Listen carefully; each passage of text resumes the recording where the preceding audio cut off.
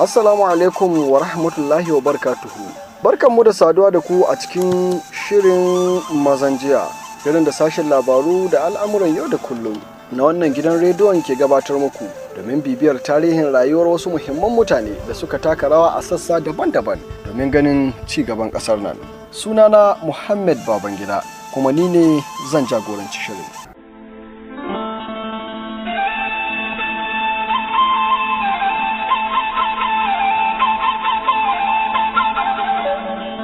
A yau za mu kawo muku takaitaccen tarihin marigayi General Shehu Musa Yar'adua Tafidan Katsina, tsohon mataimakin shugaban ƙasa na mulkin soja kuma sanannen ɗan siyasa.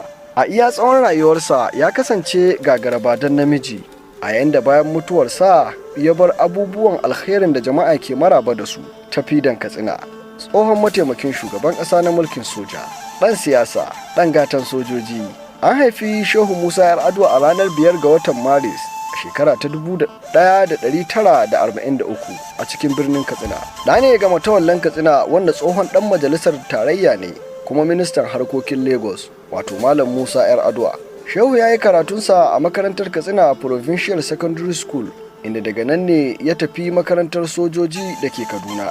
Shehu Yar'adua yana ɗaya daga cikin sojoji daga ƙasar nan da suka sami horo daga makarantar soji mai suna Royal Military Academy Sandhurst da ke ƙasar Birtaniya, a inda ya dawo Najeriya a shekarar 1964, wato shekaru 4 bayan ba da 'yancin Najeriya. Bayan dawowarsa daga ƙasar ta Ingila, an ba shi mukamin Laftanan na biyu, wato Second Lieutenant, yana ɗan shekaru 21 da haihuwa. Kuma aka tura shi a bataliya ta 1 da ke birnin Enugu. Sai dai kafin tafiyarsa Enugu, Shehu ya auri matarsa ta farko, wato Binta Shehu Usman, sarkin Maska. Yakin Biafra ya barke shekaru 2 bayan fara aikin Shehu a Enugu, kuma wannan yakin ne ya jajirtar da Shehu, kana ya bayyana kwazonsa a fili ga idon duniya. Kamar dai mafi yawancin sojoji daga yankin Arewa, Shehu ma yana bangaren Najeriya ne, kuma ya bi sahun sauran sojojin da suka yi yaƙi ka'in da na'in domin ganin an ci ƙarfin 'yan tawaye. Duk da ƙananan shekarun nasa, Shehu ya jagoranci bataliyar da ta karɓi birnin Onitsha daga ƙarƙashin ikon 'yan tawaye a ranar 29 ga watan Maris na shekarar 1968. Ƙoƙarin da masana tarihi suka bayyana a matsayin sanadiyyar karya lagon 'yan Biafra, domin kuwa ko ba komai karɓar birnin na Onitsha ya zamo ma 'yan tawayen wani babban giɓi a ci gaba da yakin da suke yi. Bayan ƙara yakin Biafra da shekaru 5 da kuma ɗarewar Janar Murtala Ramad Muhammad a matsayin shugaban ƙasar nan na mulkin soja, an naɗa Shehu Yar'adua a matsayin ministan sufuri. A ɗan zaman da ya yi a ma'aikatar sufuri, Shehu ya samar da taswirar da ta yi sanadin ci gaban ɓangaren na sufuri, tare da samar da hanyar rage cinkoson da ke tasoshin jiragen ruwa na ƙasar nan. A shekarar 1977, bayan kashe Janar Murtala Ramad Muhammad da sojojin juyin mulki suka yi, Shehu Yar'adua ya ajiye wani tarihin da a lokacin ba a taɓa ajiyewa a kan faɗin nahiyar Afirka ba, domin kuwa ya samu mukamin manjo janar yana ɗan shekara 36, wanda daga nan ne Olusegun Obasanjo ya ɗauke shi a matsayin shugaban ma'aikata na Majalisar Koli, wato Chief of Staff, Supreme Headquarters. A wannan matsayin ne ya zauna, wanda shine mataimakin shugaban ƙasa Olusegun Obasanjo a mulkin soja. A shekarar 1979, gwamnatin Obasanjo ta yanke shawarar mayar da mulki ga farar hula, wanda ya kawo ƙarshen mulkinsa. Shehu Yar'adua ya bi bayan mai gidansa ta hanyar yin ritaya, kana ya tsunduma cikin harkokin kasuwanci da siyasa. Ya buɗe kamfanonin ɗab'i, wanda ya fara wallafa jaridar The Reporter, kana ya asasa bankin Habib Bank, tare da ƙirƙirar ƙungiyoyin addinin Musulunci, cikinsu har da Islam in Africa Organization. Kana ya zamanto shugaban kwamitin gina babban masallacin Najeriya, wato National Mosque, a inda ya yi ruwa ya yi tsaki wajen ginin masallacin. Wannan ya nuna ƙwazo da son addini da ke ga marigayi Tafidan Katsina. Masarautar Katsina ta baiwa Shehu Yar'adua damar gadon mahaifinsa a watan Afrilun shekarar 1978, sakamakon naɗa masa sarautar Tafidan Katsina da aka yi. Wannan ya ƙara ma Shehu Musa Yar'adua ta gomashi ga idanun al'umma.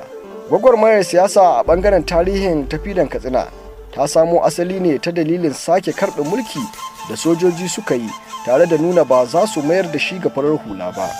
Shehu ya tuna sadaukarwar da gwamnatinsu shi da Obasanjo ta yi, abin da ya sanya shi yaƙi da sojoji.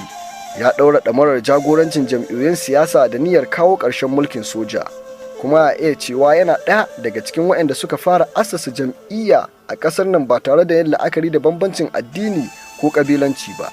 Duk jam'iyyunsa tun daga People Front (PF), Social Democratic Movement (SDM), People's Democratic Movement (PDM) ba wacce za a kira da jam'iyyar yanki ko addini. Shehu ya bayyana ƙudurin tsayawa takarar shugabancin ƙasar nan a ƙarƙashin jam'iyyar SDP a ranar 22 ga watan Fabrairu na shekarar 1992. Sai dai gwamnatin mulkin soja a ƙarƙashin jagorancin Janar Ibrahim Badamasi Babangida ta soke zaben fidda gwani da jam'iyyoyin siyasa suka yi, kana ta dakatar da duk 'yan takarar cikin su har da Shehu Musa Yar'adua. Wannan bai sa Shehu ya yi ƙasa a gwiwa ba, sai ya ci gaba da gwagwarmaya a inda ya yi tsayin daka domin ganin ɗan jam'iyyar SDP wato Moshood Abiola ya zama shugaban ƙasa. Duniya ta shaidi Shehu Musa Yar'adua a matsayin haziƙin ɗan ƙasa mai kishi da son ci gaban al'umma. Domin ko lokacin da gwamnatin mulkin soja ta Janar Sani Abacha ta yanke masa hukuncin kisa a shekarar 1995, Shehu bai nuna gazawa ko nadama akan ra'ayinsa ba, sai dai ci gaba da baiwa mabiya da 'yan uwansa 'yan siyasa ƙwarin gwiwa wajen ganin ci gaba da neman 'yanci daga mulkin sojoji. Shehu Musa Yar'adua ya rasu a gidan yarin Abakaliki 8 ga watan Disamba a shekarar 1997 bayan ya yi fama da rashin lafiya mai tsanani. Ya rasu yana da shekaru 54 a duniya.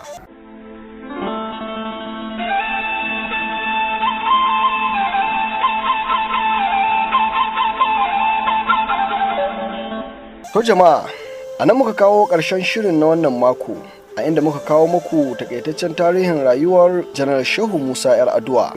Ni Muhammad Babangida da na shirya na gabatar nake muku fatan alheri.